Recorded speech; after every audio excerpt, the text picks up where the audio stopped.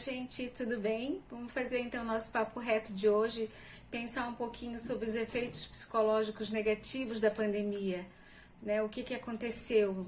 Não vamos falar sobre os aspectos físicos, porque isso a gente já está sabendo, já está lendo, já está sendo bombardeado. Mas nessa semana a gente está completando um ano do primeiro caso do Covid, né? Confirmado assim, né, no Brasil.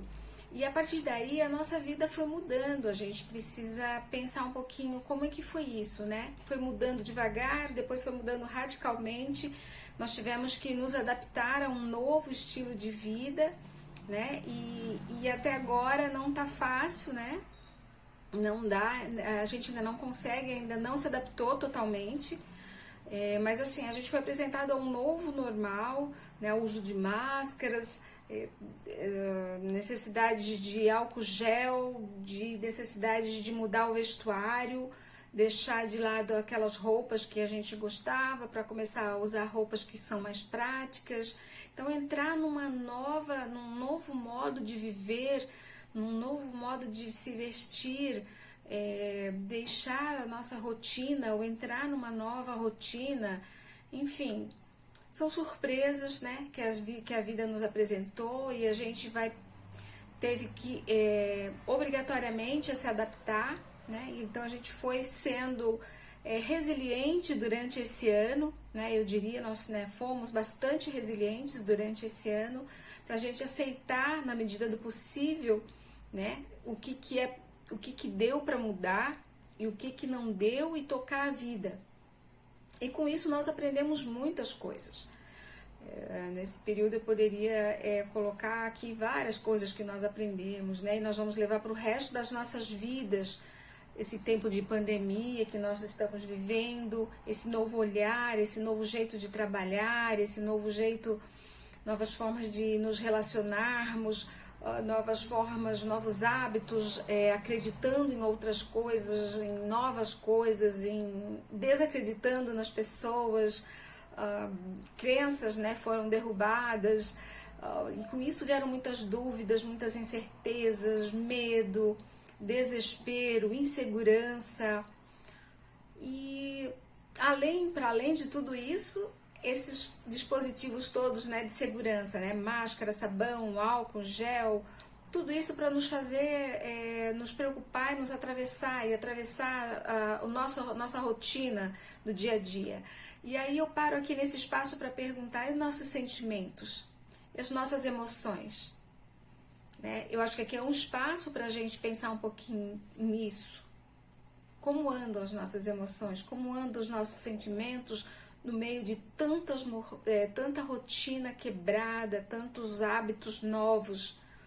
E aqui eu não quero ficar falando sobre a pandemia, sobre como ela impactou os nossos corpos, porque esses já são falados diariamente. Estamos sendo bombardeados, como eu disse, de informações, essas notícias de número de mortos, a gente tem ouvido isso diariamente, número de pessoas que sobreviveram, mas não é o objetivo aqui. O objetivo aqui é pensar um pouco sobre a nossa saúde mental, sobre as nossas relações nesse ano de afastamento social, como que isso impactou a nossa vida.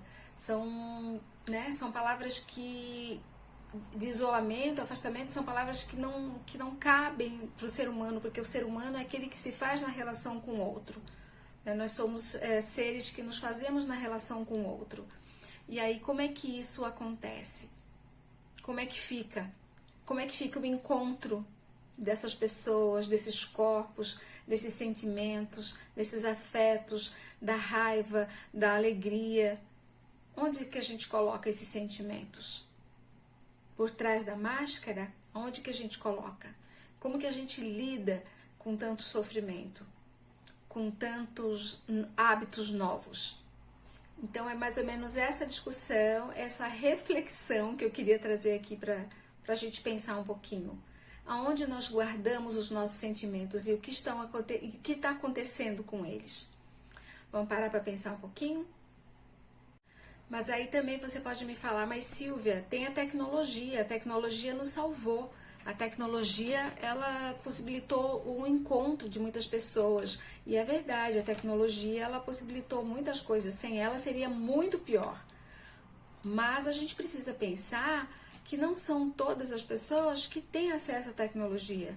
E não são todas as pessoas que conseguiram se conectar desse modo novo, né, da tecnologia, porque a tecnologia, esse novo modo de conversar, de achar, de encontrar as pessoas, mexe com a noção que nós temos de tempo, espaço, não é verdade? Então isso altera também a nossa psique, isso afeta a nossa psique. E a tecnologia não substitui o ser humano, nada substitui o ser humano, nada substitui o cheiro, o olhar, o ver o suor no rosto, a respiração, né, o quanto eu estou ofegante ou não estou. Então isso, nós não podemos nos medir por isso. Muito pelo contrário, a gente sempre quer melhorar. Né? A gente quer melhorar os nossos relacionamentos, a gente quer crescer junto, a gente quer fazer encontro, a gente quer fazer troca, a gente quer se aglomerar, a gente quer estar junto, a gente quer abraçar. Então eu sou obrigada a falar do que é que a gente faz, do que é que aconteceu conosco quando nós não pudemos fazer isso. E aí eu preciso falar aqui da depressão. Depressão, ansiedade, síndrome do pânico. São sofrimentos psíquicos que vieram, estão presentes aí na nossa vida, estão gritantes, são dados gritantes aí nas pesquisas. Né? E a depressão, ela vem inviabilizando o nosso ser, ela inviabiliza o nosso projeto existencial, os nossos desejos, os nossos planos. Ela rompe, ela faz uma ruptura do nosso eu, uma ruptura dos nossos desejos. E aí me lembro muito de quando a gente estava, né, estudando na academia, na universidade, estudando muito o CID-10. Até tenho ele aqui. Esse CID-10 aqui, ele tem a parte que fala dos transtornos, né, de humor. Vai lá do F30 até o F39, o livro todo rabiscado. Então a gente estudou muito isso aqui, são muitos transtornos, né? Há um transtorno afetivo, né, que já foram aqui catalogados. Então olha que complicado, né? A psicologia é uma ciência e assim, é uma coisa muito séria. Nós levamos anos estudando esse livro, o CID-10, que fala exatamente sobre os transtornos mentais de comportamento. E aí tu vê algumas pessoas falando sobre inteligência emocional de modo muito pouco embasado e até banalizado. A gente abre o Instagram, o Facebook, em todo lugar, tá todo mundo falando de inteligência emocional sem ter nem chegado perto, estudado, né? Nós fala muito dessa positividade, né? Como ser positivos, nem tudo a gente consegue lidar com a positividade, nem tudo a gente consegue lidar com essa maneira holística de olhar para as coisas, para o nosso sofrimento. A positividade não está disponível para todo mundo. Vocês estão entendendo o que eu estou querendo dizer? Então, isso é muito sério. A depressão, ela pode levar ao suicídio, né? A gente precisa desenvolver o amor próprio, um autocuidado. A gente precisa levar muito a sério a nossa saúde mental. Nós não podemos entregar nas mãos de qualquer pessoa, de alguém que sinalize aí como né, sabedora aí das nossas emoções. E não é assim. Eu queria fazer muito esse parêntese, porque eu acho muito importante. Eu, como psicóloga, eu preciso me posicionar, eu sinto a necessidade de me posicionar naquilo que eu fiquei mais de 6 anos sentada na universidade, estudando, pesquisando, lendo livros, estudando, aprendendo, indo para a prática. Então nós vimos muito isso durante a faculdade e aprendemos muito sobre isso. E hoje, fazendo análise desse 1 ano de pandemia, a gente vê como a depressão está presente. Né? Tem muitos estudos, eu estava lendo aqui um estudo da Fiocruz, de 1º de março, né? Brasil entra em período sombrio da pandemia. Não precisamos de estudos, né? Ótimos estudos, essas estatísticas, mas a gente convive com a nossa família, com os nossos vizinhos, a gente sabe como as pessoas estão sofrendo. E aí, o que elas fazem com o sofrimento muitas vezes? Há um compartilhamento de receitas, né? Então, passa pro meu amigo, o que deu para mim serve para ele, e olha, usa isso aqui, serviu para mim, foi bom. E não é assim, porque, primeiro, a depressão ela é um sofrimento psíquico que ela passa pela singularidade da pessoa.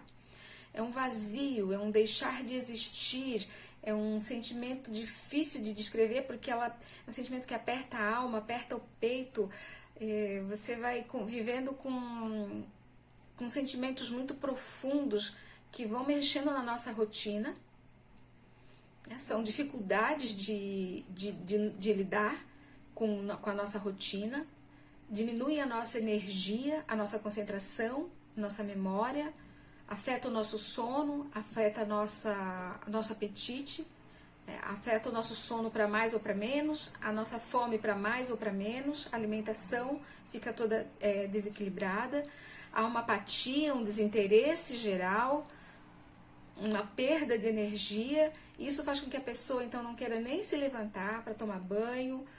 E aí a gente precisa parar para pensar e entender um pouco o que é esse sofrimento psíquico, né? Como é que ele se apresenta para nós e como que nós podemos então minimamente lidar com isso. E é assim, de maneira séria, olhando para os nossos sofrimentos, encarando como algo que precisa ser olhado num trabalho interdisciplinar, né? Precisamos muitas vezes da medicação, né? Esse olhar mais biologizante, né, para o corpo que sofre, que apresenta angústia, tristeza, melancolia, apatia, tédio, e aí precisa de um medicamento, mas também precisamos olhar para esse sujeito que ele é integral e pensar o que está por trás, como é que ele vem como que esse corpo manifesta esses sintomas, mas por onde passa, né? Como é que essa depressão atravessa esse ser que ele é tão subjetivo. A Organização Mundial de Saúde, ela traz uma pesquisa que ela fala que mais de 300 milhões de pessoas em todo o mundo sofrem de depressão. Então, a gente tem que enfrentar os preconceitos que são associados a esse transtorno, né, depressivo, que é muito atribuído à preguiça, à falta de vontade, tipo, o mundo é tão bom, a vida é tão boa, vamos sair. E não, essa pessoa não consegue. Isso não vale para essa pessoa. Não dá, não acontece assim. Ela não tem condição sozinha de enfrentar, de olhar. Eu acho que é um julgamento quando a gente fala isso. A gente está julgando, a gente não está validando a dor e o sofrimento daquela pessoa. E isso é muito importante de se pensar. Então, por onde passa o sofrimento, a experiência humana do sofrimento psíquico, como que ele se dá nas diferentes pessoas. Então, eu acho que a psicologia é muito importante nesse momento, porque ela dá uma escuta para esse sofrimento, ela olha para esse sofrimento para além dos sintomas que ele está apresentando, e nós, enquanto família, nós enquanto profissionais, e nós enquanto família, enquanto amigos, nós podemos também cercar essa pessoa de afeto, de presença, de ouvir. E ouvir não é ouvir e dar a sua opinião, mas é ouvir e segurar a sua opinião para si, e mais ouvir do que falar, porque muitas vezes a gente fala que vai ouvir, mas a gente acaba falando junto. Então, escutar o que essa pessoa está querendo nos dizer, escutar aonde é que esse sentimento depressivo está atravessando essa pessoa. Então, pensar que nós, como família, como ser humano, como amigo, como colega, podemos ser a rede de afeto das pessoas, né? De modo a motivá-las, influenciá-las a buscarem aí um olhar mais cuidadoso para a saúde mental. Então esse era o meu recado, não posso me prolongar mais, que o Instagram ele tem um tempo muito limitado para o IGTV. Eu queria entrar ao vivo, mas não foi possível, porque a internet está muito instável aqui na minha região, choveu bastante, ainda está chovendo, então eu estou fazendo gravando esse IGTV, tá bom? Reflitam sobre isso. A depressão se apresenta hoje como um efeito aí da pandemia. Vamos prestar atenção, vamos olhar para isso, vamos olhar ao redor. Fiquem bem. Qualquer dúvida, clica no link ali na minha bio e a gente pode trocar uma ideia mais pessoalmente, tá bom? Um beijo, até a próxima.